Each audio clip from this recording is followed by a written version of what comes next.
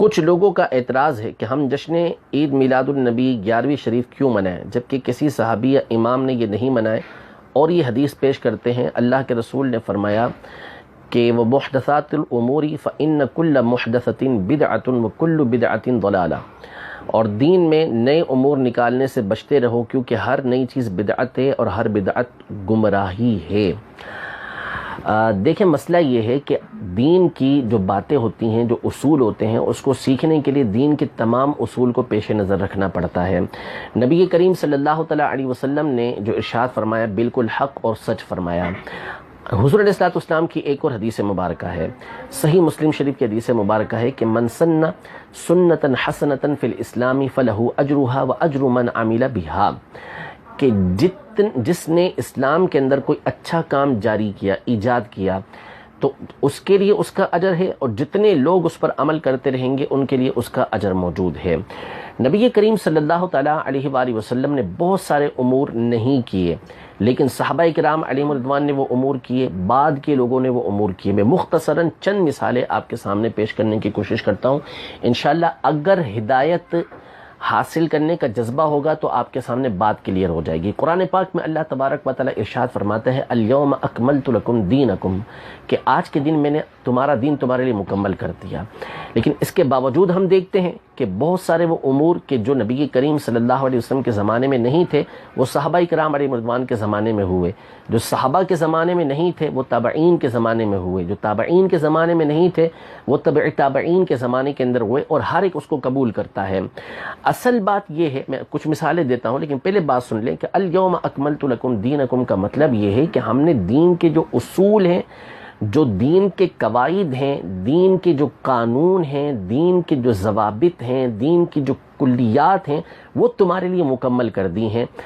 ایسا نہیں ہے کہ ایک ایک فرد کی ایک ایک بات کو اس طرح قرآن پاک کے اندر بیان کر دیا گیا ہو۔ اگر ایسا ہو تو پھر قرآن پاک ہزاروں لاکھوں جلدوں کے اندر ہوتا کہ فلاں شخص نے آنا ہے، فلاں نے یہ کام کرنا ہے، اور فلاں کے لیے یہ حکم ہوگا۔ ایسا نہیں ہے، اصول اور ضوابط اور قواعد اور قوانین یہ قرآن پاک کے اندر بیان کیے گئے ہیں۔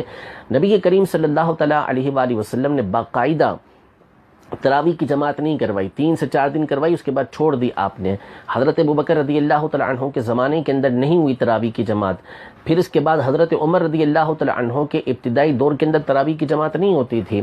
بعد میں بخاری شریف کے اندر موجود ہے کہ حضرت عمر رضی اللہ تعالیٰ عنہ نے جب لوگوں کو الگ الگ تراویح کی جماعت نمازیں پڑھتے ہوئے دیکھا، یا کچھ لوگوں کو کسی کے پیچھے پڑھتے ہوئے دیکھا، تو آپ نے کہا کہ میں ارادہ کرتا ہوں کہ ان تمام کو ایک امام کے پیچھے جمع کر دوں۔ تو پھر آپ نے حضرت ابی بن کعب رضی اللہ تعالیٰ عنہ کے پیچھے ان تمام کو جمع کر دیا۔ جب دوسرے دن آپ آئے اور آپ نے لوگوں کو دیکھا کہ حضرت ابی بن کعب رضی اللہ تعالیٰ عنہ کے پیچھے یہ لوگ نماز پڑھ رہے ہیں، تو حضرت عمر رضی اللہ تعالیٰ عنہ کے الفاظ بخاری شریف کے اندر موجود ہیں، نعمت البدعۃ ھذہ، کہ کتنی اچھی بدعت ہے، کتنا اچھا طریقہ کار ہے یہ۔ بدعت کے الفاظ حضرت عمر رضی اللہ تعالیٰ عنہ نے اس کے ذکر کیے ہیں۔ حضرت عثمان غنی رضی اللہ تعالیٰ عنہ کے دور خلافت تک نہ حضرت ابوبکر صدیق رضی اللہ عنہ کے دور میں، نہ نبی کریم صلی اللہ تعالیٰ علیہ وسلم کے دور میں، نہ صدیق اکبر رضی اللہ تعالیٰ عنہ کے دور میں، نہ حضرت عمر رضی اللہ تعالیٰ عنہ کے دور میں، نہ حضرت عثمان غنی رضی اللہ تعالیٰ عنہ کے دور کے ابتدائی دور کے اندر جمعے کی جو اذان ہوتی تھی وہ ایک ہی اذان ہوتی تھی۔ پھر اس کے بعد حضرت عثمان غنی رضی اللہ تعالیٰ عنہ نے یہ دوسری اذان ایجاد کی، دوسری اذان کا حکم دیا کہ لوگ کثیر ہو گئے، لہٰذا مقام زہرہ پہ جا کر جو ہے وہ ایک اور اذان دی جائے تاکہ لوگ اس کے لیے جمع ہو جائے۔ حضرت ابن عمر رضی اللہ تعالیٰ عنہ کی حدیث مبارکہ مصنف ابن ابی شیبہ کے اندر موجود ہے کہ آپ نے اس کو بدعت فرمایا کہ یہ بدعت ہے، لیکن کیا ہے؟ اچھی بدعت ہے، اچھا طریقہ کار ہے۔ بدعت بولتے ہیں ایسی چیز کو، ایسے کام کو کہ جس کی مثال پہلے نہ ہو اور اب اس کو بنایا گیا ہو۔ اللہ تبارک و تعالیٰ کا نام ہے بدیع، بدیع السماوات والارض، یعنی اللہ تبارک و تعالیٰ زمینوں کو، آسمانوں کو ایسا بنانے والا ہے کہ اس کی مثال پہلے موجود نہیں ہے۔ تو یہ چیزیں صحابہ کرام علیہم رضوان نے ایجاد کی۔ بخاری شریف کی حدیث مبارکہ ہے، حضرت سیدہ عائشہ رضی اللہ تعالیٰ عنہ فرماتی ہیں کہ نبی کریم صلی اللہ تعالیٰ علیہ وسلم نے کبھی چاش کی نماز نہیں پڑھی۔ اب نہیں پڑھی اس کا مطلب کیا ہے؟ اس کے مختلف علماء نے معنی بیان کیے۔ ایک معنی یہ بیان کیا کہ مستقل پابندی کے ساتھ نہیں پڑھی، بعض نے یہ کہا کہ سفر سے واپسی میں نہیں پڑھی، بعض نے یہ کہا کہ کھلے عام نہیں پڑھی، مختلف اس کے معنی بیان کیے گئے۔ لیکن سیدہ عائشہ رضی اللہ تعالی عنہا اس کا معنی، اس کو بیان کرنے کے بعد فرماتی ہیں کہ حضور علیہ الصلوۃ والسلام نے کبھی چاش کی نماز نہیں پڑھی، وَإِنِّي لَأُسَبِّحُهَا، میں یہ نماز چاش پڑھتی ہوں، حضور علیہ الصلوۃ والسلام نے نہیں پڑھی لیکن میں پڑھتی ہوں۔ حضرت سیدہ عائشہ رضی اللہ تعالی عنہا کی یہ الفاظ بخاری شریف کے اندر موجود ہیں۔ تو کیا حضرت سیدہ عائشہ رضی اللہ تعالی عنہا نبی کریم صلی اللہ تعالی علیہ وسلم کے طریقہ کار کی مخالفت کرنے والی ہے؟ ایسا ہرگز نہیں ہے۔ حضرت ابو ہریرہ رضی اللہ تعالی عنہ کے بارے میں کثرت کے ساتھ ملتا ہے کہ آپ نوافل بہت زیادہ پڑھا کرتے تھے، حالانکہ نبی کریم صلی اللہ تعالی علیہ وآلہ وسلم سے ان کا کوئی ثبوت نہیں تھا۔ آگے چلیں، حضرت عمر بن عبدالعزیز رضی اللہ تعالی عنہ نے مسجدوں کے اندر محراب کو ایجاد کیا، جو آج تک ہمارے درمیان چلتی ہوئی آ رہی ہیں۔ آپ نے قرآن پاک، آپ نے احادیث طیبہ کو ایک جگہ جمع کرنے کا حکم دیا۔ قرآن پاک پہ کوئی اعراب نہیں لگے ہوئے تھے۔ حضرت سیدنا مولا کائنات مولا مشکل کشا رضی اللہ تعالی عنہ کے حکم سے حضرت ابو الاسود الدؤیلی رحمۃ اللہ تعالی علیہ نے باقاعدہ اس کے قواعد ایجاد کیے، اور حضرت عمر بن عبدالعزیز رضی اللہ تعالی عنہ کے بعد کے دور سے بھی پہلے حجاج بن یوسف کے کہنے پر علماء نے قرآن پاک کے اوپر اعراب لگائے ہیں۔ دو مثالیں آخر میں آپ کے سامنے پیش کرتا ہوں کہ صحابہ اکرام علیہم رضوان کے زمانے میں بھی یہ نہیں ہوا، نبی کریم صلی اللہ علیہ وسلم کے زمانے میں بھی یہ نہیں ہوا۔ حضرت امام مالک رحمۃ اللہ تعالی علیہ جو تبع تابعین میں سے ہیں، تابعی بھی نہیں ہے، تبع تابعین میں سے ہیں، آپ کا احادیث طیبہ کو جو بیان کرنے کا طریقہ کار تھا وہ بے مثل و بے مثال تھا۔ آپ کی سیرت کی کئی کتابوں کے اندر یہ واقعہ لکھا، یہ حالات لکھے ہوئے ہیں کہ آپ جب آتے حدیثوں کو بیان کرنے کے لیے تو باقاعدہ آپ کے لیے تخت بچھایا جاتا، آپ اس تخت کے اوپر بیٹھتے، اس خوشبو سلگائی جاتی، انتہائی ادب و احترام کے ساتھ بیٹھ کے آپ احادیث طیبہ کو بیان کرتے، اور بعض اوقات اتنا جھک جاتے کہ سر نیچے چلے جایا کرتا تھا۔ آپ صحابہ کرام علیہ رضوان کے حالات پڑھ کے دیکھ لیں، آپ تابعین کے حالات پڑھ کے دیکھ لیں، یقیناً ان میں کئی لوگ ایسے ہوں گے کہ جو امام مالک رحمۃ اللہ تعالی علیہ سے بڑھ کر نبی کریم صلی اللہ علیہ وسلم کے عاشق ہوں گے، لیکن اس کے باوجود آپ کو ان میں کسی کا بھی انداز نہیں ملے گا جو امام مالک رحمۃ اللہ تعالی علیہ کا تھا۔ تو کیا اس کو بدعت کہا جائے گا؟ ہرگز اس کو بدعت نہیں کہا جائے گا، کہ یہ قرآن و حدیث کے اصول و ضوابط کے مطابق ہے۔ قرآن پاک میں اللہ تبارک و تعالیٰ فرماتا ہے وَتُعَزِّرُوهُ وَتُوَقِّرُوهُ، ان کی خوب تعظیم کرو، ان کی خوب توقیر کرو۔ تو حضور علیہ الصلوۃ والسلام کی احادیث کی تعظیم و توقیر کرنا، اگرچہ کہ اس کا طریقہ کار پہلے موجود نہیں تھا، لیکن یہ اس اصول کے تحت آتا ہے۔ امام بخاری رحمۃ اللہ تعالی علیہ، ان کی بخاری شریف کتاب اللہ کے بعد سب سے زیادہ صحیح کہلاتی ہے۔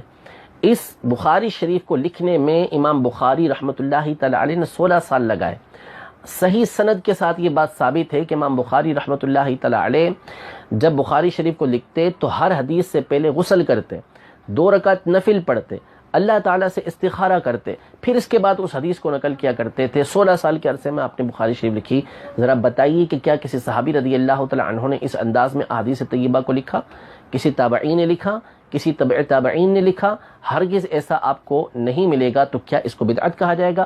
ہرگز اس کو بدعت نہیں کہا جائے گا۔ ہاں، بدعت اس معنی میں کہا جائے گا کہ یہ پہلے نہیں ہوا تھا، اب ہو رہا ہے، لیکن شریعت کے اصول کے مطابق ہے تو اس میں کوئی حرج نہیں ہے۔ امام شافعی رحمۃ اللہ تعالی علیہ جو جلیل القدر امام ہیں، امام ابو نعیم بسند جید حلیۃ الاولیاء کے اندر نقل کرتے ہیں کہ امام شافعی نے ارشاد فرمایا کہ بدعت کی 2 قسمیں ہیں، بدعت گمراہی اور بدعت ہدایت، یعنی ایسی بدعت کے جو گمراہی والی ہے اور وہ شریعت مطہرہ کے اصول کے خلاف ہوتی ہے، اور دوسری وہ بدعت کے جو شریعت مطہرہ کے مطابق ہوتی ہے، اس کو بدعت ہدا کا نام امام شافعی رحمۃ اللہ تعالی علیہ نے دیا۔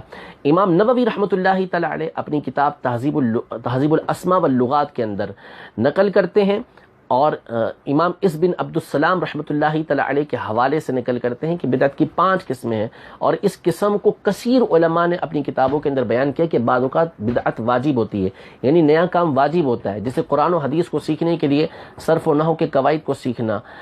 بعض اوقات بدعت جو ہوتی ہے وہ حرام ہوتی ہے، یعنی ایسی چیزوں کو ایجاد کرنا کہ جو شریعت کے اصولوں کے خلاف ہو۔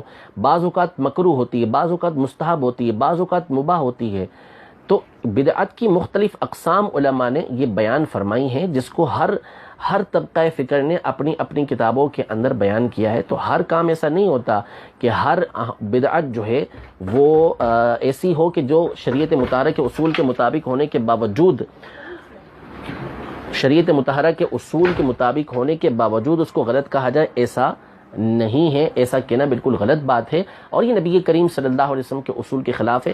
آخری بات اس حوالے سے میں عرض کرتا چلوں، بخاری شریف کی حدیث مبارکہ ہے، نبی کریم صلی اللہ تعالیٰ علیہ وسلم نے ارشاد فرمایا کہ من احدث فی امرنا ھذا ما لیس منہ فہو رد۔ حضرت سیدہ عائشہ رضی اللہ تعالیٰ عنہ یہ حدیث پاک بیان کرتی ہیں کہ جس نے ہمارے اس دین کے اندر کوئی ایسی بات ایجاد کی کہ ما لیس منہ، جو اس میں سے نہیں ہے، فہو رد، وہ رد ہے۔ یہاں نبی کریم صلی اللہ تعالیٰ علیہ وآلہ وسلم نے قید بیان کی ہے کہ ما لیس منہ، جو اس میں سے نہ ہو۔ تو حضور علیہ الصلوۃ والسلام افصح العرب ہیں، آپ کا ایک ایک کلمہ، ایک ایک جملہ یہ بامعنی ہوتا ہے۔ اس کا مطلب ہے کہ اگر دین میں کوئی ایسی بات آئی کہ جو دین سے تعلق رکھتی ہے، یعنی دین کے اصول، دین کے ضوابط، دین کے قواعد، دین کے کلیات، دین کے قوانین کے مطابق ہے، تو اس میں کوئی حرج نہیں ہے۔ اور یہ صحابہ کرام علیہم رضوان سے ثابت، نبی کریم صلی اللہ علیہ وسلم کی حدیث سے ثابت ہے۔ تو بعض چیزیں ایسی مشہور کر دی جاتی ہیں کہ جو غلط ہوتی ہیں لیکن لوگ اس کو صحیح سمجھنے لگتے ہیں۔ تو کل محدثۃ بدعہ کا مطلب یہ ہے کہ ہر وہ بدعت کے جو گمراہی والی بدعت ہو وہ گمراہی ہے، بری بدعت یہ گمراہی ہے۔ امید ہے کہ اگر آپ توجہ سے یہ سن رہے ہوں گے تو اللہ نے چاہا تو آپ کو جو ہے اس سے فائدہ حاصل ہوگا۔ باقی جس نے نہیں سمجھنا اس کے سامنے 2-2.5 گھنٹے بھی تقریر کی جائے تو کوئی فائدہ اس کو حاصل نہیں ہوتا۔ ایک سوال یہ کیا گیا ہے کہ